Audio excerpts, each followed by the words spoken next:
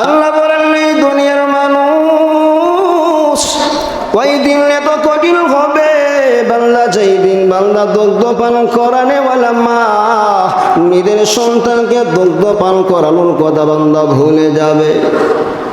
বান্দা গর্ভবতী মহিলা মা নিজের সন্তানকে গর্ভ খালাস করা ফেলবে, সামান্যতম টেরও পাবে না। আর মানুষদেরকে বান্দা পাগলের মতন দেখা যাবে, বান্দা মনে হয় যেন নেশাগ্রস্ত হয়ে আছে। বান্দা জিজ্ঞাসা করা হবে তোমরা কেন এমন ভাবে মাথায় এদিক সেদিক তোমরা খেলাধুলা করো, তোমরা কি নেশাগ্রস্ত হয়ে আছো? ওরা বলবে না না না, আমরা নেশাগ্রস্ত হওয়ার মতন কোনো কিছু মদ্যপান করি নাই, তাইলে তোমাদের এমন অবস্থা কেন? বলে ওয়ালাকিন্না আযাবাল্লাহি শাদীদ, আল্লাহর আযাবের ভয়ের কারণে এমন কঠিন অবস্থা। আরে আল্লাহর গোলাম ওই দিন বান্দা মানুষেরা সব দৌড়াবে, আদম নবীর কাছে যাবে। পয়গম্বর আদম নবী মেহেরবানি করে আপনি তো আমাদের আদি পিতা আদম, আল্লাহ আপনাকে নিজ হাত দ্বারা বানাইছেন, আল্লাহ আপনাকে তো সম্মান দিয়েছে, মেহেরবানি করে আল্লাহর কাছে একটু আমাদের জন্য সুপারিশ করেন না, আল্লাহ যেন আমাদেরকে জাহান্নামের আগুনে না দে। আদম নবী ওই দিন বলবেন নাফসি নাফসি, আমার বড় ভয় লাগে। এই আমার সন্তানেরা শুনো, আজকের দিনে এত কঠিন অবস্থা, আমার মনে বড় ভয়। আল্লাহ আমাকে জান্নাতে থাকাকালীন বলেছিলেন গন্ধম ফল খাবো না, আমি অন্যায় করে ফেলেছিলাম, আজকে কঠিন দিনে আল্লাহর কাছে আমি সুপারিশ করতে বড় ভয় লাগে। যদি আল্লাহ আমাকে নিজেকে পাকড়াও করে ফেলেন আমি পারবো না। যাও যাও তোমরা পয়গম্বর নূহ নবীর কাছে তোমরা যাও। ওই নূহ নবী ছিলেন জমিনের ভেতরে সর্বপ্রথম নবী ও রাসূল। আরে আল্লাহর গোলাম সবাই দৌড়াইয়া নূহ নবীর কাছে আসবেন। আল্লাহ তো আপনাকে দুনিয়ার জমিনের ভেতরে সর্বপ্রথম নবী ও রাসূল বানাইয়া পাঠাইছেন, মেহেরবানি করে আজকে কিয়ামতের কঠিন দিনে আল্লাহর কাছে একটু সুপারিশ করেন না, যেন আল্লাহ জাহান্নামে আমাদেরকে না দেয়। ওই নূহ নবী বলবেন উম্মতের দলের আমি পারবো না, আমার মনে বড় ভয়। বলে কেন ভয়? বলে দুনিয়াতে থাকাকালীন একদিন আমি আমার উম্মতদের জন্য বদ্ধ করে ফেলেছিলাম, ওদের জন্য হেদায়েতের দোয়া করি নাই।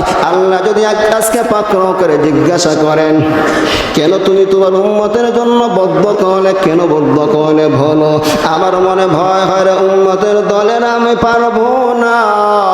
তবে তোমরা যাও পয়গম্বর ইব্রাহিম নবীর কাছে যাও। ইব্রাহিম নবী ছিলেন খলিলুল্লাহ, আল্লাহর বন্ধু। তোমরা যাও, তাড়াতাড়ি যাও, মনে হয় ইব্রাহিম নবী আল্লাহর কাছে সুপারিশ করতে পারবে। এবার উম্মতেরা দৌড়াইয়া পয়গম্বর ইব্রাহিম নবীর কাছে আসবেন। ইব্রাহিম নবীর কাছে আসার পর ইব্রাহিম নবীকে বলবেন কে ইব্রাহিম আনতা খলিলুল্লাহ মিন আহলিল আরদি, তুমি তো দুনিয়ার জমিনের ভেতরে আল্লাহর বড় বন্ধু ছিলে, মেহেরবানি করে আল্লাহর কাছে সুপারিশ করেন না। আজকের এই কিয়ামতের কঠিন দিনে এগুলো সহ্য হয় না রে নবী, মেহেরবানি করে আল্লাহরে বলেন আমাদের যেন জাহান্নামের আগুনে না দে। ও মদিনাওয়ালা নবীর উম্মতের দল, ইব্রাহিম নবীও বলবেন পারবো না। ইন্না রাব্বি কাদ গাদিবা আল-ইয়াওম গাদাবান, এই উম্মতের দলেরা খোদার কসম করে বলি আজকে আমার আল্লাহ এত রাগান্বিত হয়েছে, আমি অতীতে কোনোদিন আল্লাহকে এত রাগান্বিত হতে দেখি নাই, আমি পারবো না। যাও তবে তোমরা মূসা নবীর কাছে যাও, উনি ছিলেন কালিমুল্লাহ, আল্লাহর সাথে দুনিয়াতে থাকাকালীন নিজে স্বয়ং কথা বলেছেন। এবার সবাই দৌড়াইয়া যায় পয়গম্বর মূসা নবীর কাছে যায়। আরে আল্লাহর গোলাম মূসা নবীর কাছে গিয়ে বলবে পয়গম্বর মূসা মেহেরবানি করে আল্লাহর কাছে একটু সুপারিশ করেন না, আল্লাহ যেন আমাদেরকে জাহান্নামের আগুনে না দেয়। ওরে আল্লাহর গোলাম মূসা নবীও পারবেন না, অপারগতা স্বীকার করবেন। বলে যাও তোমরা ঈসা নবীর কাছে, ঈসা নবীর কাছে বান্দা সবাই যাবে। ঈসা নবীও বলবেন উম্মতের দলেরা আমিও আমিও পারবো না। তবে আমি তোমাদেরকে একটা বলে দেই, আজকের দিনে কোনো নবী একমাত্র রাহমাতুল লিল আলামিন মুহাম্মদ ছাড়া কোনো নবীর সাহস নাই আল্লাহর সামনে দাঁড়ানোর মতো। এবার সবাই দৌড়াইয়া যাবে আমার রাহমাতুল লিল আলামিন নবীর কাছে। নবীর কাছে গিয়া বলবে, নবী আমার আদম নবী বিদায় করে দিয়েছেন, নূহ নবী বিদায় করে দিলেন, ইব্রাহিম নবী বিদায় করে দিলেন, মেহেরবানি করে আপনি ওদেরকে বিদায় করে দিয়েন না। আজকে কঠিন আযাব আমরা সহ্য করতে পারি না, মেহেরবানি করে আল্লাহর কাছে বলেন আল্লাহ যেন ওদেরকে জাহান্নামের আগুনে না দেয়। নবী আমার উম্মতদের এত কান্না শুনিয়া নবী আমার উম্মতদেরকে ফিরিয়ে দিতে পারবেন না রে যুবক। এবার নবী আমার উম্মতদেরকে নিয়ে আল্লাহর কাছে বান্দা যাবেন।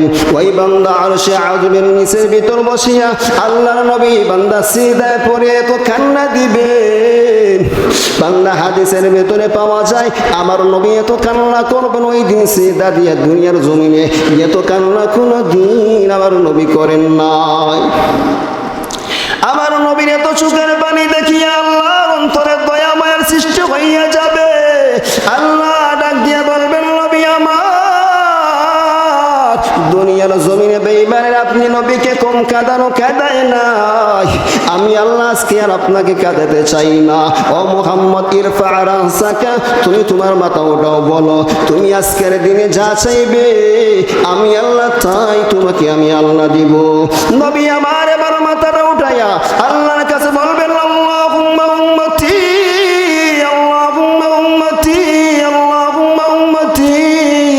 ওগো আল্লাহ আমি আমার নিজের জন্য কোনো কিছু চাই না, আমার গুনাহগার উম্মতদেরকে মাফ করিয়া দেন।